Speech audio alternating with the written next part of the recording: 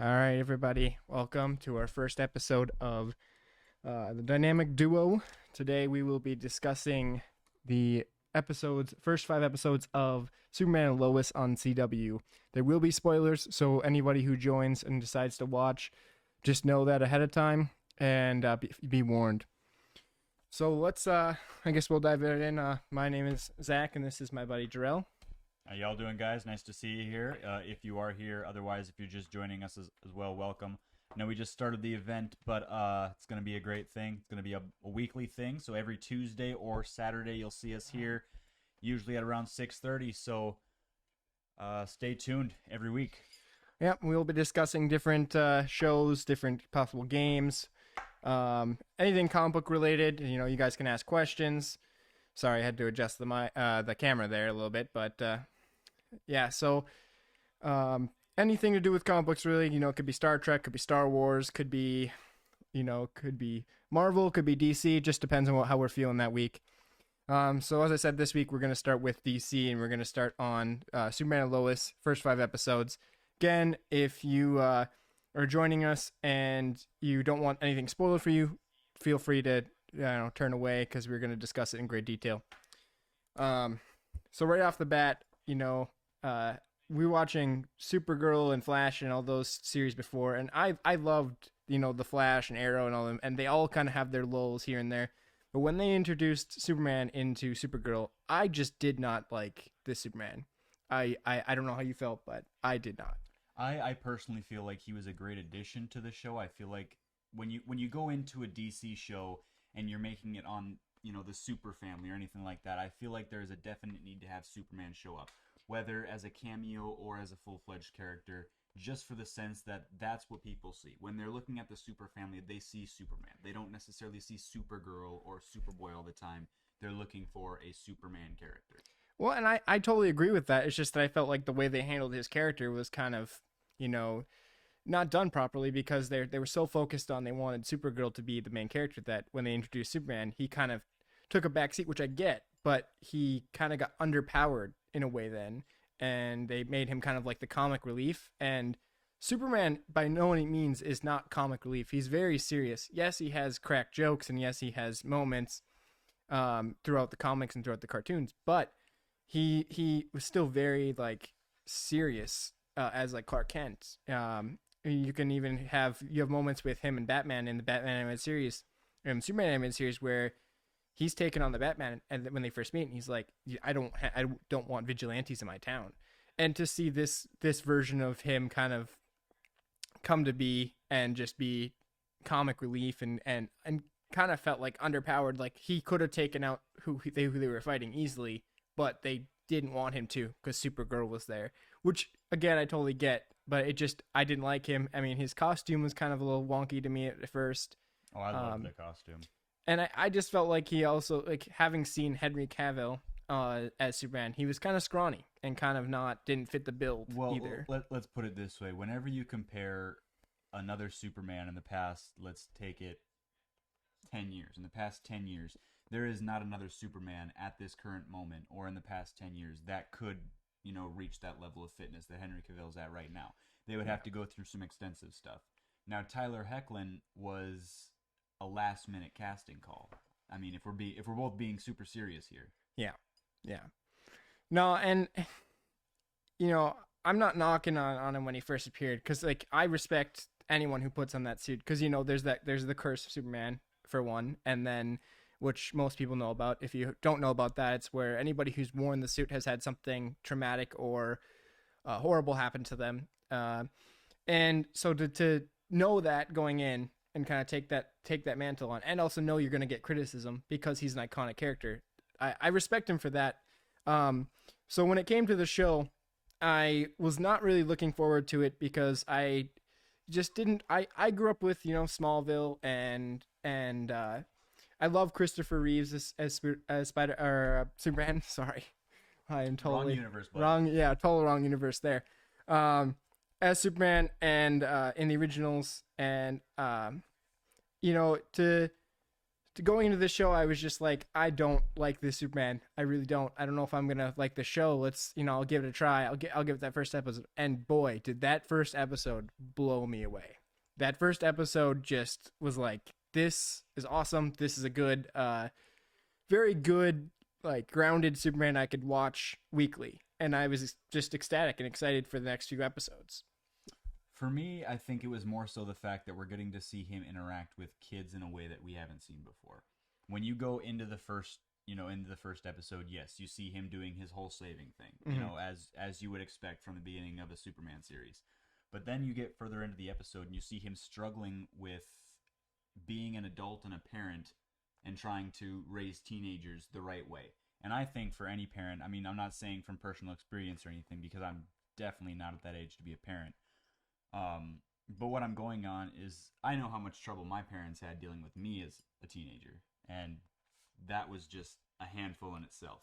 So getting to see this side of him that not a whole lot of people actually get to see, like yes, you get to see him interact with Superboy, and throughout the comics you get to see him interact with his kids per se, but in this sense where you get an actual Superman actor and portraying that as opposed to just seeing it on paper or seeing it, in a book or something, anything like that. That's what really is most interesting about this series, and that's what hits home with me. See, and I found that interesting too, especially since like in the comic books, we've never seen him like have more than one kid. He's always had just he had John Kent. That's how he had in the comics, who later became Superboy.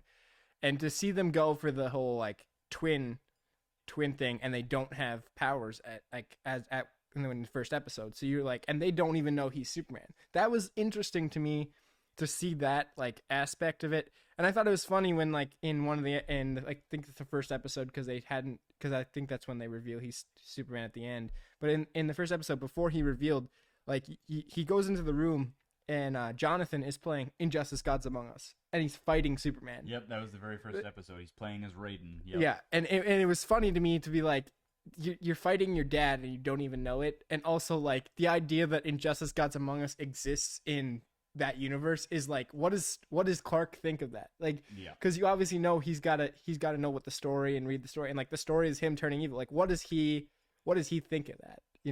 What is his like personal feelings on that? And it was just funny. And then he's like, oh, you're playing a Superman. And he's like, and Jonathan's like, nah, Superman's lame. I'm Raiden. And he's just kicking Superman's kicking Superman's ass essentially as Raiden. And it was like that little Easter egg in there. I felt like, even though it doesn't amount to anything, and obviously like I'm just me as a fan knowing Injustice: Gods Among Us, like speculating, but like to sit there and think about that and be like, how is that implemented? How is that? But then also, if you take a little look at it, that's not just an Easter egg, just as an overall overall for the series. That's also an Easter egg for bringing in Captain Lex Luthor, who appears later on.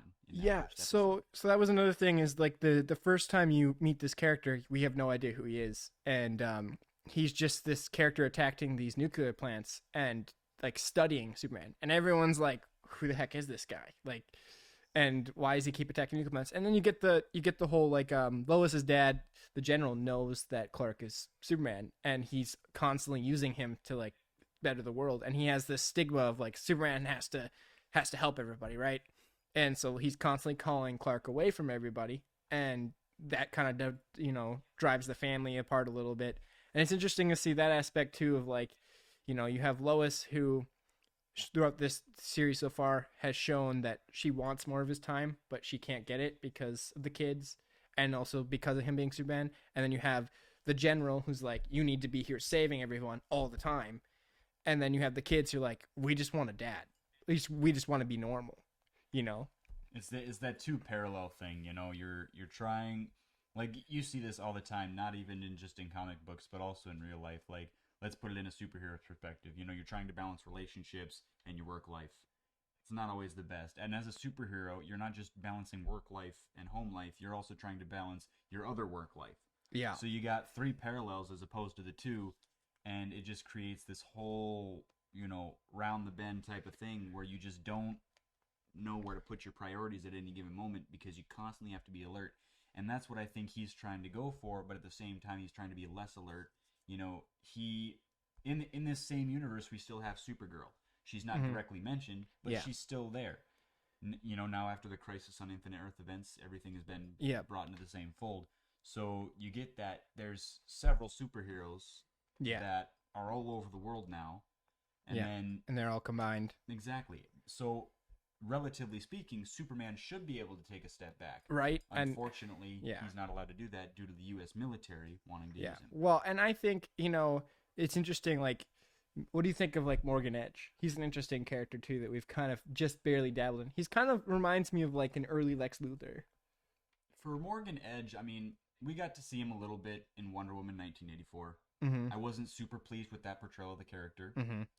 But I mean, it made sense at least for the purpose of the movie. See, I don't even remember him being in 1984. He I can't remember what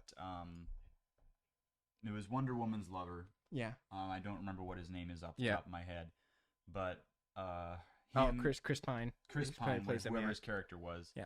I think it's Steve Trevor or something. Yeah, Steve Trevor. Yeah. So Steve Trevor ends up fighting Morgan Edge kind of towards the climax of the movie. Okay. Well, Diana is fighting Cheetah, but that's besides the point. So we have this Morgan Edge, who I mean, obviously we'll cover the other episodes, but as we get further on the episodes, we find out kind of what he's doing. Yep. But for the purpose of this episode, I mean, he was really introduced only in the first episode. We didn't get to see a whole lot of him. Yeah. Maybe saw, a scene or two at the very most. So we got a little bit of inkling of his character, but it wasn't a whole lot. Yeah. Well, and it's interesting that he owns the Daily Planet. Yeah. And that he's like the controlling that, because they haven't explained yet like how that happened or why that happened. But I think it's interesting that like also when the kids find out that their dad's Superman, it kind of parallels Clark like finding out, because like in the comic books and in Smallville especially, like when Clark finds out that he's like this alien, right, he freaks out. He's angry. He's like, why am I different? I don't want to be different. I want to be normal. I hate this. And so he goes off on his like little rampage, and then you get the same reaction with his kids of like, what the hell did you do to me? Like I want to be normal. Well, at this point, remember too, when he's showing them that he's Superman, I think it's Jordan who had just found out recently that he had powers. Yeah. Because what was it, the second episode where he went to that bonfire? Yep. And they at first thought it had been Jonathan, which was I kind of predicted that ahead of time. Like, no, they're predicting it's going to be one, but it's going to be the other. And I still have a theory that Jonathan's going to be a late bloomer and he's going to gain him too. I definitely agree, because let's put it this way. You got Jordan showing, small bloomation of powers. You got him showing heightened strength and heat vision. Yes, but it was just one burst. We haven't seen it since. We've seen it a little bit. Yeah, we almost got it. Yeah, we almost got it, but we didn't beyond that first burst. But I mean, when you think about it as a whole, and Superman, all of his powers that Superman has, the probability of him passing, one or more between his two children is more than likely. Yeah, well, and I think they're definitely playing off the aspect of like the fact that Connor, the original Superboy, he was half human and he could only do certain things. Like he couldn't fly, he couldn't, he didn't have X-ray vision. He had heat vision, he had strength. Actually, I don't even think he had heat vision. He just had strength, hearing, and invulnerability. And I think they're definitely playing off of that, and playing on the fact that like he's that human DNA is playing the fact, because you get into the whole like he meets with Jor-El, which is funny, by the way. Yeah. Sorry. Don't worry about it. I'm gonna get that joke a million times anytime we talk about Superman. Yeah. So they meet with Jor-El in the Fortress of Solitude, and Jor-El's like, yeah, his powers are insignificant. He's not gonna amount to anything. It's his human DNA. And I think that they're going to play off that of like, because you notice when, again, he's like, Jordan kind of mirrors Connor to me in the comic books. Because in the comic books, Connor is very aggressive, very like emotional, and his powers are kind of around that. And that's what they're doing with Jordan. They even hinted that at the beginning with like, a moody teenager and then the other one. And it's just interesting to see that instead of doing like full on Connor, instead of doing like a clone, they just went with the kid route. And both kids have definitely upset me throughout the series so far. Like, but I've been angry with both kids. Like, you're being selfish or you're being like too much. For instance, like Jordan, him joining football actually like pissed me off. Yeah. Like legit pissed me off because I was like, you're just doing exactly like you're not taking your brother's emotions or things into account. Like that was his thing and you just jumped right in there and you just took it away. And he already is like sacrificing so much for you and like struggling so much for you. Yeah. But no, then I think the football thing needed to happen because if you look at the Smallville universe, yeah. we didn't get to see that, which I know everyone, including myself, wanted to see Yeah. Clark play football. Well, he did for a little bit, but it didn't go well because he ended up hurting that one of the players or whatever, and then his dad got really pissed. It was more so he ended up getting in trouble with the coach. Yeah, that's what it was. It was the coach who used that sauna. Yeah, and he became like really enraged with fire. Yep. No, and I get that, and it's just that I felt like they cheated, Jonathan a little bit, but also at the same time, like we've seen him grow a little bit, and seen him kind of become a different person, and I think that needed to happen too because he was so focused on his friends and his girlfriend from Metropolis that now he's kind of coming into a new light. But like when he got drunk though, like when he got super drunk and it was like one step forward, two steps back. I was just like, dude, I get how you're feeling. That was too far. You literally just hurt, your brother and was being stupid just because everything. And I get it. Like you're sacrificing for and nobody's noticing. Like your dad's spending more time with Jordan and you're not getting attention. Your mom's busy doing her thing. And now you're getting like cut from the football team basically and your brother's getting all the glory. I get that.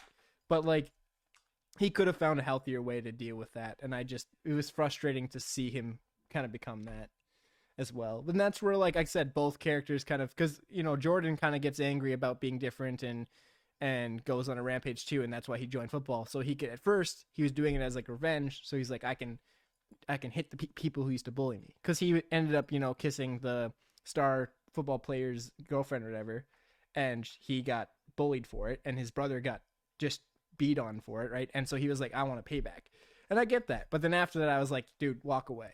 Like let Jonathan have his thing. Like that's Jonathan's thing. That's the thing he's been training. But the thing you got to understand too is that when you look at it from Jordan's perspective, and he's actually happy for the first time, which they go into some depth to in the show, it makes sense as to why he'd want to stay in. He's making friends. He's not sitting at home shutting himself in his room. Plus the fact that he's able to actually do something with his abilities, and not even beyond that, he's getting out there and doing something. So the way I'm looking at it is, yes, it's Jonathan's thing, but at the same time, this is a way for Jordan to really figure out how his abilities should be and shouldn't be used. Yeah, I know. I was waiting for something to happen, because I remember Clark, when he first gained some of his strength, he like really struggled to keep it in control, and I was waiting for him to just hit the person wrong and hurt him. I did find it funny that Clark decided to like join the coaching team, and I loved the little like nod to him faking his whole strength thing when he's like carrying the jug and he's like struggling, and he's just like, I can't do it, and then he's like, Jordan, help me with this, like make it look like I need your help to carry it. And I laughed so hard at that. I was like, that that if he really wanted to, he could just take it and just throw it as I see. I love those little nods. And I love the little nods to Smallville, because this show is definitely like referencing Smallville constantly and kind of almost building off of Smallville in a way. It's not actually, but it like feels like it. Well, you got to think about it from the perspective of coming off one of the biggest Arrowverse events ever. Yeah. We got to return to Smallville. 10 to 12 years after the fact.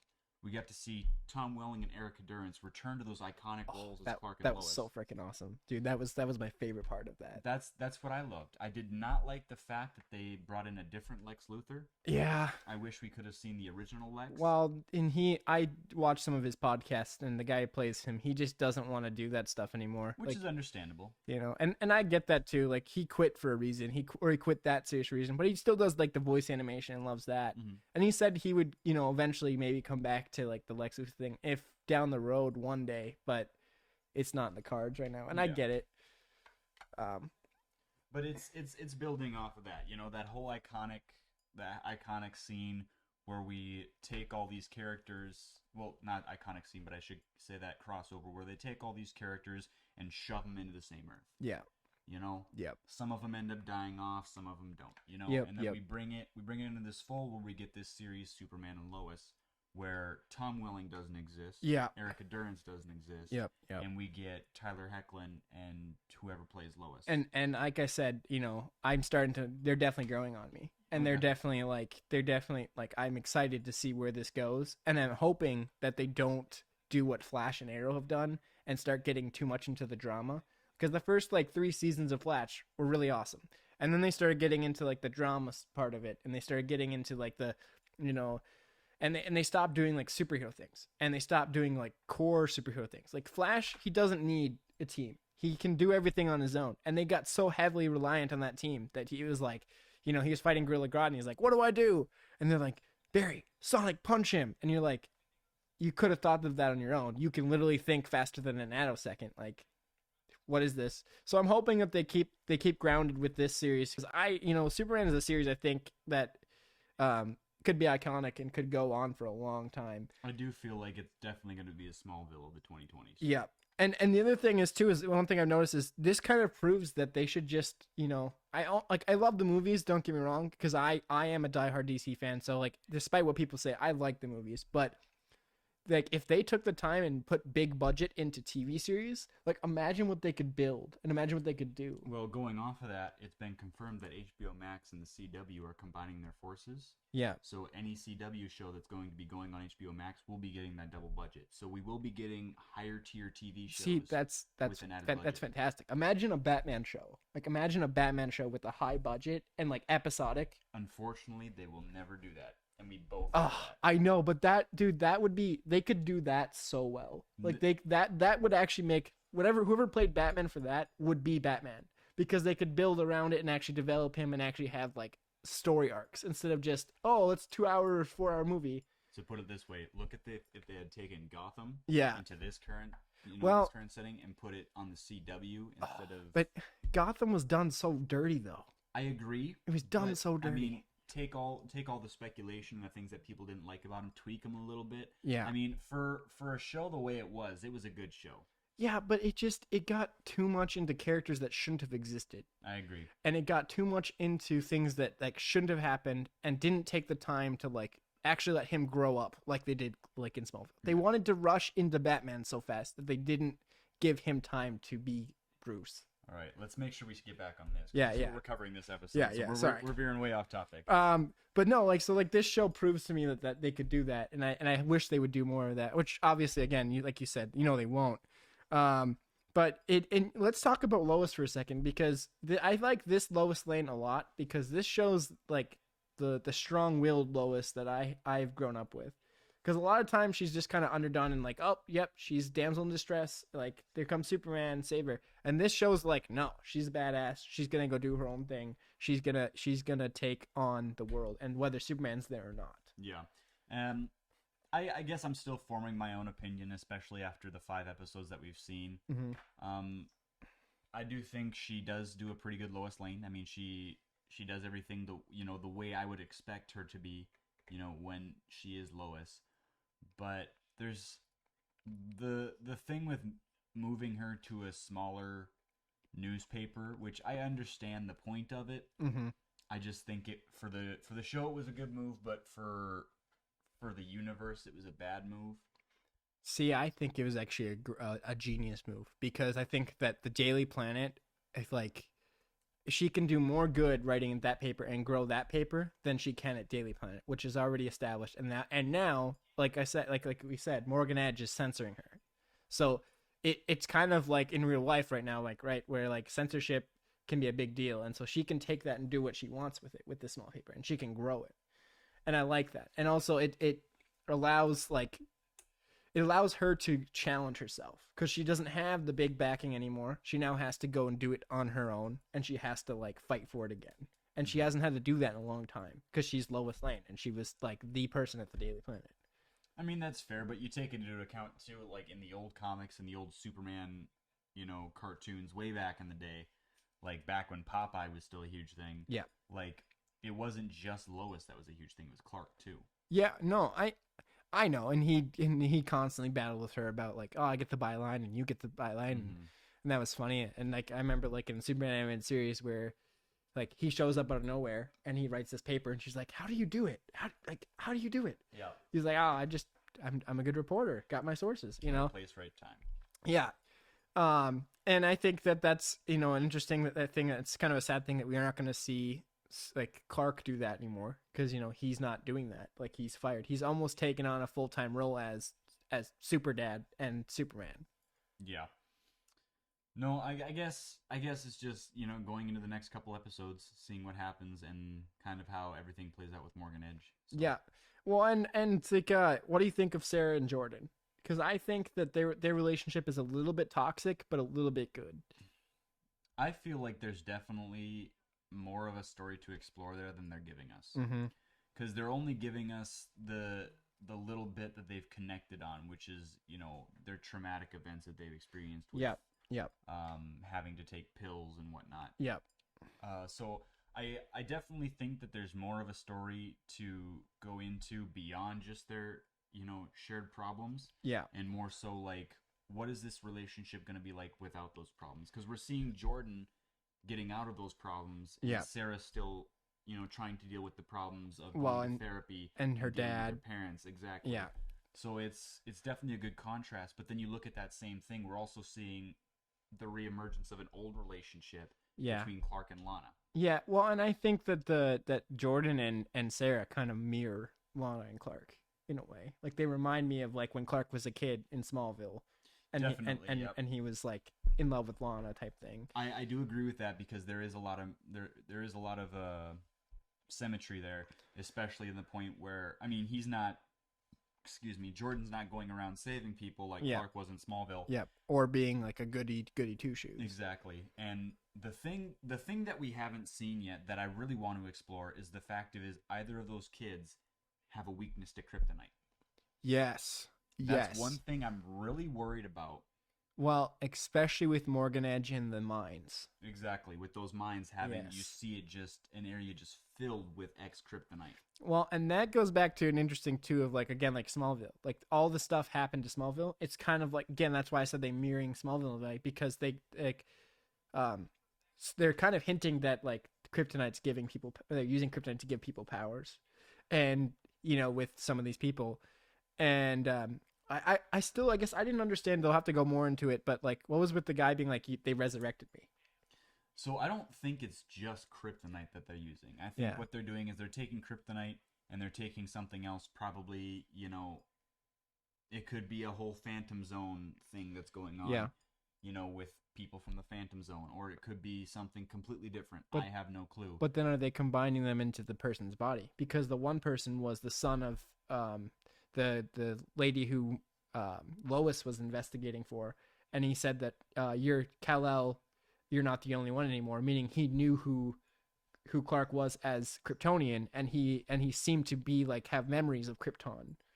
It could be, like I said, like you said, it's going to have to be something that they go into because, at this current point, they're focusing so heavily on Jordan. Exactly. Jordan's emerging powers and how Clark is trying to deal with, two teenage boys that they're not really going into what is happening in Smallville, which I appreciate because they are, again, it's not Smallville. It's Superman and Lois. And it's build up, and there's clearly development coming, and there's still like a lot to talk about, more to come. And you even look at like the relationship with Lois and her dad. Like that's kind of an interesting thing too that we're seeing that we haven't gotten to see as much before. Like her dad's always been the general in the comics, in stuff, but we never got to see him like be involved, and for him to know and like it's weird to see him kind of be like, you have to be Superman, like you have to, like why is it that he owes you anything? Like why is it that Clark owes you anything? And I get it, it's like, oh, Superman exists, so there has to be a Superman and we have to have him help everybody, but you of all people know that your loved one should come first. But again, then he doesn't because he's the general and he's always made the general like the first. And it was very frustrating to see him tell Jonathan and Jordan like, don't bother your dad. Don't do it. He's Superman. Think about that before you bother him. Because that to me was just like a something that should never have been said. And also like, which it was great writing and good job writers, because you both hate and love the general. You both are like, yeah, he's the grandpa and the dad of Lois, but stop. Yeah, the fact too that what he told Lois, shortly after the series began, was that you fell in love with Clark Kent, but you married Superman. Yeah, I felt like that was kind of a because it was a dick punch, definitely was. But yeah, the fact that like it was a good point to put that in, because I think Lois knew that, but she needed to have someone say it to her. But at the same time, she fell in love with Superman first. She did, but then if you think about it in that sense, like if she fell in love with Superman first, finds out Clark's Superman, yeah, she's gonna be like, oh my gosh, you're Superman, but she's still gonna think of Superman as Superman, because she sees Clark in a whole different light. That's true. So the fact that she's looking at it in a whole perspective and then seeing Clark as opposed to seeing Clark as Superman, it creates that whole contrast. So yes, she fell in love with the superhero first, but learned what was going on, learned who Superman really was, his alter ego, and fell in love with that person because that's who he really was. Superman was just a job that he did at the current time. Yeah.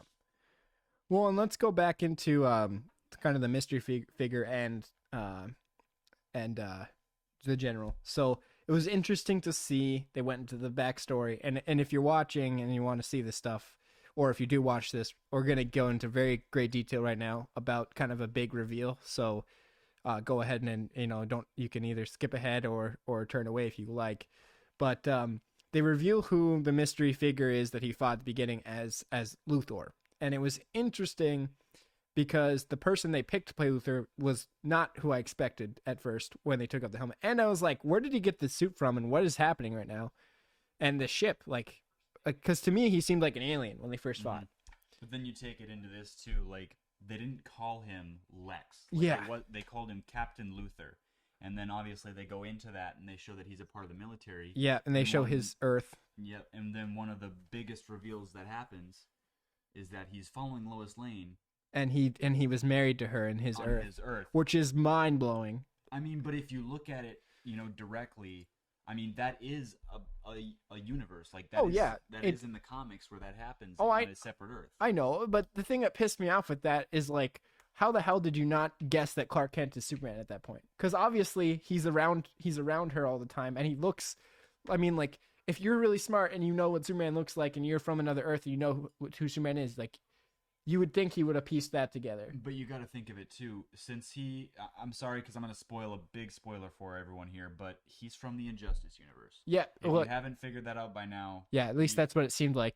They don't actually confirm it, but he is from a universe where Superman is evil. Yes, and so going off of that, I mean, Superman's not going to be parading around as Clark Kent anymore. Yeah. He's going to be known as Superman or Kal-El, last son of Krypton. Yeah. He's not going to go by the name Clark Kent. But for whatever reason, he has given up the Clark Kent persona in that universe and gone full Kryptonian. But his ship also was able to identify everything and identified like different people. So you think that his ship would have been like, hey, Clark Kent is Superman.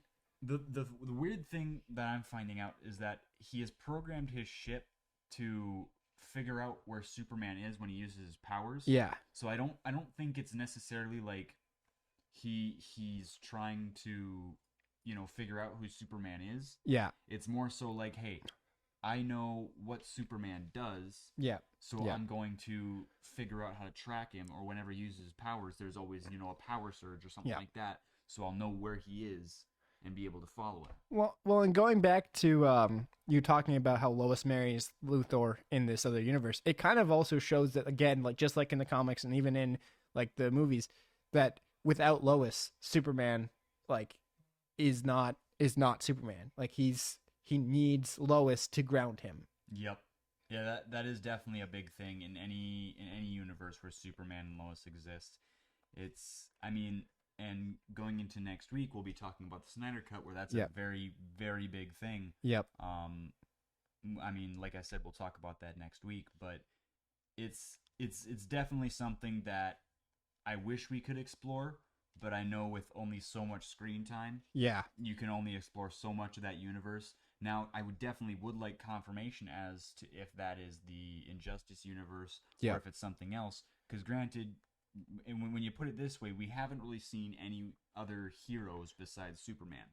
And recently, when it comes to the CW, the Arrowverse, as you want to put it, or anything like that, you see superhero after superhero in all these. I have a feeling that his cousins or Kara's gonna make an appearance at some point. Well, you got to take that into account also that this is Supergirl's final season this year. Okay, so this is kind of like the show to take over. That's interesting. It would be. I think it'd be really interesting too if they brought in the Flash, just to have like have an episode where him and Flash race, just like in the cartoons. But again, I know that probably won't never happen either. It's not that it won't. It's just that I respect Greg Berlanti a whole lot with the universe that he's built up, because he started with Smallville, and then he kind of went on from there. And he changed some things, and yeah, which made it work. And I'm happy that he was able to work with Tom Welling, 11 years after the fact, and bring him back for just a short stint. But I'm very proud of the universe that he's built up, but I'm not exactly happy with the way he's always presented things. Yeah, no, I agree. Because it's just it feels like the Arrowverse timeline is getting a little convoluted. Well, and again, it feels like some of the heroes are lacking some of their qualities because they've gotten so focused on other things and other aspects that they're just like missing qualities that are who they are. And I think also like we're thinking of this as, from a comic fan perspective. Like we're thinking of the modern age heroes, and we're not thinking of New 52 heroes. Well, but even the New 52 had a lot of characteristics they brought back that they're not showing. But I agree, we are looking at it as a comic book person as well, and that's a hard thing too, because anytime you go into anything looking at the comics, and I know this the most out of anybody, that you're often going to be disappointed because there's often an element missing that you wish was there. Well, and and I like Grant Gustin as Flash. I just feel like sometimes, he doesn't portray Barry Allen because they're so focused on drama. Like Barry Allen is lighthearted. He's not always so serious. And I felt like with Arrow, they tried to get into like Green Arrow as Batman. And I was like, that's cool, but Green Arrow is not Batman. And so like this universe is great. And I think it's interesting to see what they're doing. But I definitely would, like I said, I'd like to see them go a different route. And they started to go that with Arrow, and then Arrow got finished, and then now we have Flash, and they're adding Black Lightning to it, and technically Titans is part of this universe as well. Which I have to say is completely amazing. Oh yeah, I love Titans. Now I know that that's something I'm going to want to discuss in a future episode, especially when the series premiere comes out for season 3. Yeah, because Titans, if you haven't watched, I would definitely recommend doing it. Yeah, it is a phenomenal show.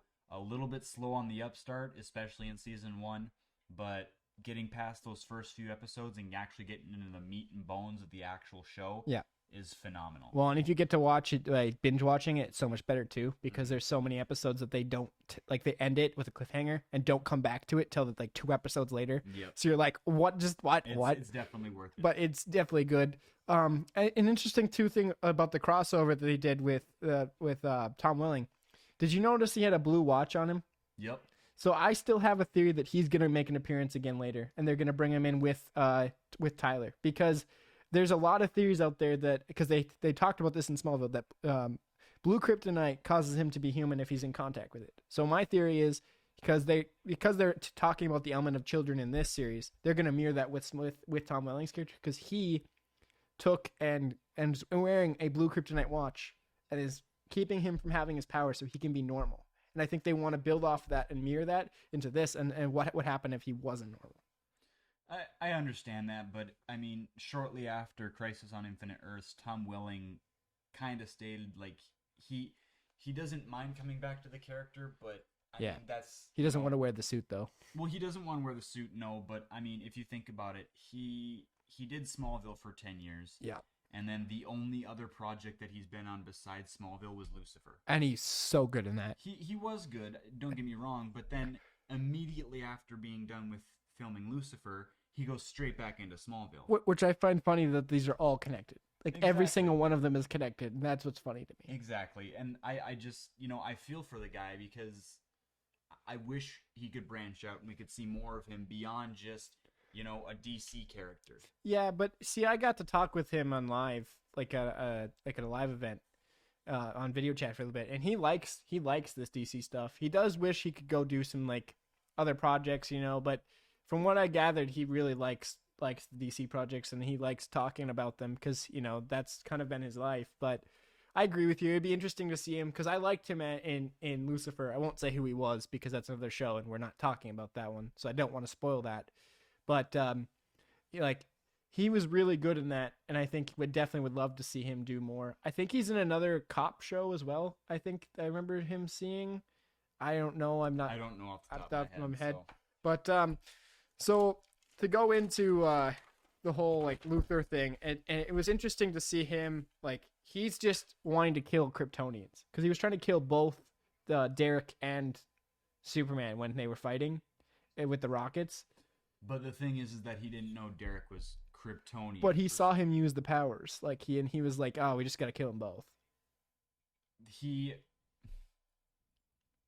I really don't know how to put this because I mean his main objective is to kill Superman. Yeah. I mean that's the whole premise of him being in this series. Oh yeah, that brings it back to it's interesting that so the general was obviously a big part of the whatever other universe he's from, because he gives him that like amulet or that like necklace with the like Superman looking dog tag, and the general seemed to know what it was. Like even though it's from another Earth, he seemed to know what it was. Well, the fact that it says 7734, and then when he turned it upside down, it said hell. Yeah. And their motto on the other Earth was to hell and back. Yeah. Like I feel like there's some overlap there. There definitely is, and I was gonna say something else, but I lost it. Oh, I'm sorry. No, it's fine. I was just. Oh, that's what I was gonna say. Going back, if you look at the very first episodes, yep. that little Easter egg that you had to the Kingdom Come suit. Yep. His very first suit. Yep. Yeah, I liked that a lot too. I like all the little Easter eggs they have. They have so many Easter eggs to all the different Supermans from from Smallville to the comic book Kingdom Come to Injustice, and I love what they're doing with the character. Like I said, going in, I was kind of skeptic. I was kind of like, I don't know, but that they definitely wowed me with these episodes, and I'm definitely excited to see where this goes. And what do you think of? So we've talked a little bit about Morgan Edge experiments, but do you think he's like he kind of reminds me of Lex Luthor? Like, do you think we're gonna see him kind of fight like Superman? No, we're not gonna see Morgan Edge in a mech suit. I mean that I know that's what everyone thinks. When they hear about Lex Luthor, they see him in the the Kryptonite mech suit, which is badass. I agree. It is pretty badass, but I do not think that we are gonna see Morgan Edge in a Kryptonite exosuit, just for the fact that that's not his character. Yeah. We are seeing the Lex Luthor now with a grudge against Superman that we've only seen, in Supergirl. Well, not just in Supergirl, but like the stuff that we've seen in the comics and in Superman the animated series. Yeah. The older stuff where Lex Luthor has a grudge. When we saw it in Smallville, it was the creation of the characters. Yeah. Which I got the... And it was the conflict of Lex Luthor wanting to be good, but ultimately becoming the evil he is. Mm-hmm. And I got the dynamic there, and it was a great thing. I was constantly rooting for Lex to try to come out on top and be the good guy. But, I mean, it'll never work out that way. Yeah. But, I mean, we're seeing the dynamic now where we're getting the Lex Luthor who is actually a good Lex Luthor by default in terms of the way he is and joining the U.S. military, but coming to this Earth and wanting to kill Superman, we're seeing the bad part of it. Yeah, well, and that's the whole like does the ends justify the means like argument there with that. Well, and it's interesting too to see like again the general pressuring Clark like, hey, there's this prison transfer, you need to come to this, and it's like, in my opinion, like, does Clark need to go for it and do that, or does he not? And I felt conflicted because I was like, he should, but at the same time, I get where he's coming from. Like, I need to be with my family first, and I didn't know how to feel. And then when everything went down, I was like, yeah, you should have been there. especially because everyone, like, he's right. Like, everyone knows you to be from Metropolis. So when you leave Metropolis and you leave it like in a black hole, basically, of no Superman, things are bound to happen. Yeah. And I think, it's interesting, like, again, like the kryptonite or whatever's happening is also affecting different people again, like Tag, the football player. To see him kind of get like almost powers, but then like he can't control them was interesting, and to see that dynamic. And I'm kind of excited to see what's going to happen with him more. And not only that, that also mirrors an episode from Smallville. Yeah. We had two characters that had abilities like that. Granted, they were detrimental to society and they didn't get powers off of it. But, I mean, what was it called in Smallville? The Jitters, I think is what it was? The Jitters. Yeah, it was called Jitters, and it was literally what Tag was doing. They were moving uncontrollably. Vibrating, yeah. And vibrating. They didn't get powers off of it. But we're looking at this, if we're looking at this from a superhero perspective, I do not know of any superhero that does anything like that besides the Flash, obviously. Yeah, that's what I was thinking too. We're not getting the Flash. That's not who we're getting. We already have a Flash in this universe. Yeah, and we already have a Kid Flash. Yes, so Tag is something completely different. So it'll be interesting to see where it goes. Definitely, but I also, like, they're taking this route where they mentioned a school for superheroes. Yes, I was so intrigued by that. But then Tag comes back and you see him wearing a black and yellow suit. Yeah. What's the only organization in the DC universe that wears black and yellow? That's oh god, you're testing me here. Oh god, the Hive or whatever. It's Hive. Yeah, Hive.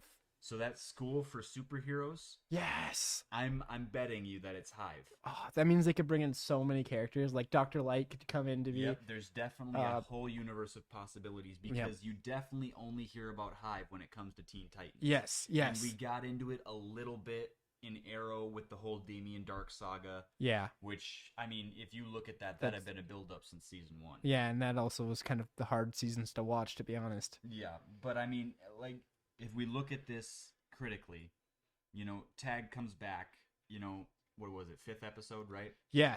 Comes back at the very end. Yep, and bowls over Jordan. And then that's it. Like, we don't get anything. Like, it's like, oh, now we have to wait for the next episode. And I was like, oh, yep, God. And all you see is just him. He's talking to Jordan. You see him he's got, like, a yellow kind of main body and then black sleeves on his arms. And I immediately thought Hive.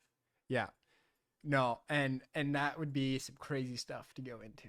That'd be some crazy stuff to go into. Which I think, if they're building on Morgan Edge this season and the development of all the characters... What if he runs Hive?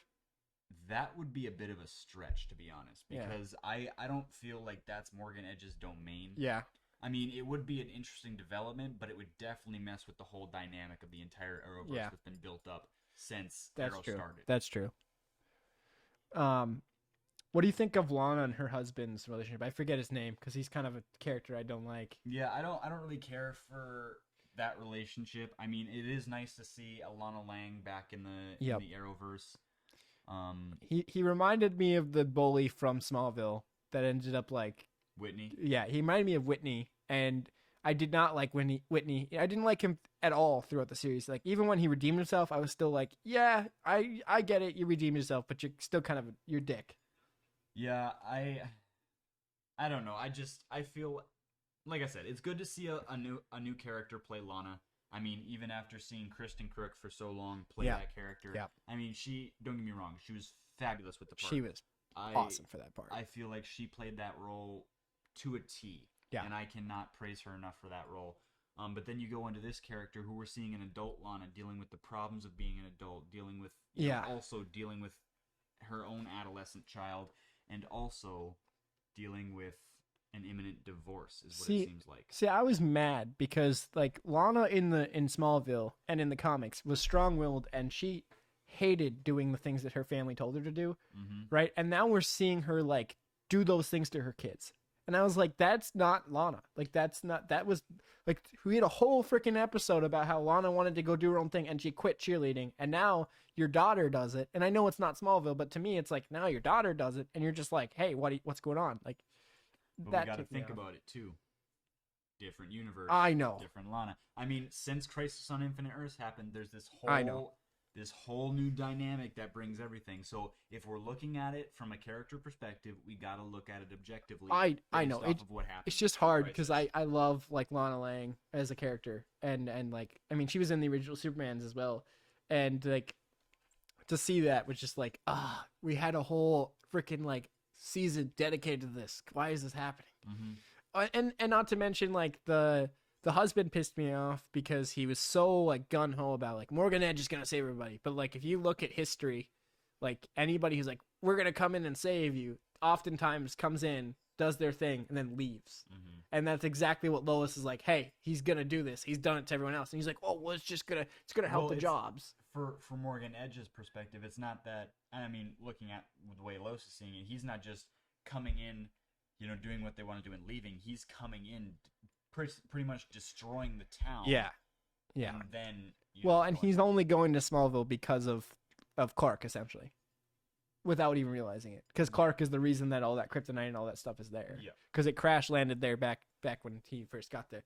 And it's just like you know, there's so much we could go over in this show still, and that we haven't talked about or spoiled or anything yet, and it's just so amazing. Like I love it.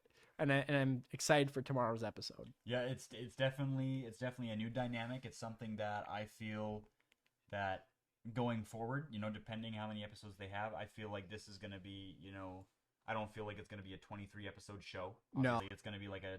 I could see it. It's going to be like 12, 13. Yeah, that's what I was thinking. You know, a 10 to 13 episode season.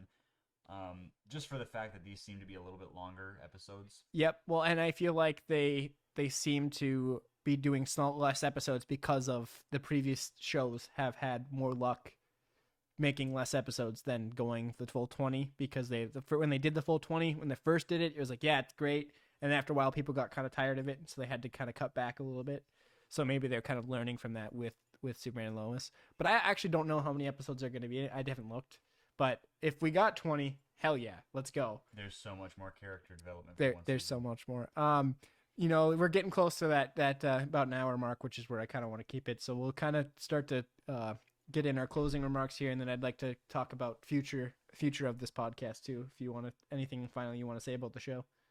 I mean, you know, it's a good show, guys. Watch it. You know, do what you can to get it on there.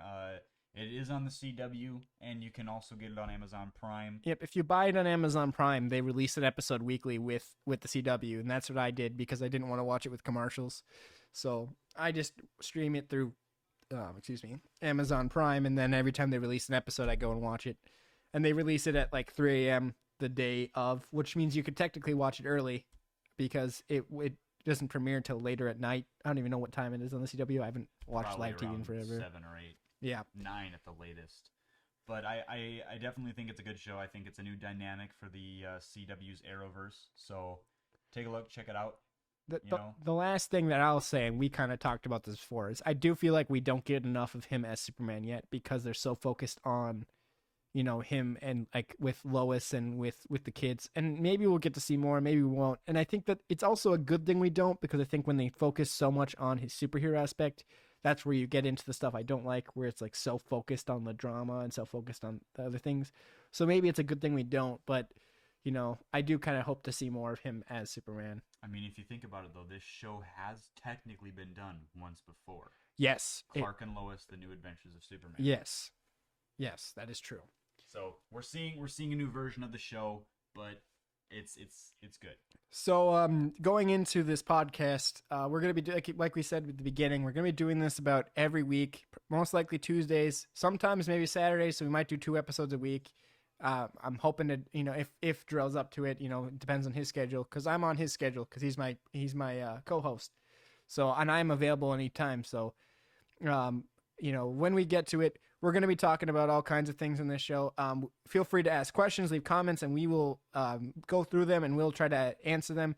I'd like to, you know, spend the last 15 minutes to 10 minutes on every episode answering your guys' questions on anything you comment and discussing things. And if you have your opinions, we'd like to hear them too, because we can then discuss it, what we think. And, you know, it's an open discussion, because I think that, as you can see, we don't always agree on everything. And I think that's a good thing, because when you discuss these things, I think you want kind of different opinions so that you can get different perspectives and figure out, well, like, why you like the show or why you don't like the show, or if you want to pursue the show.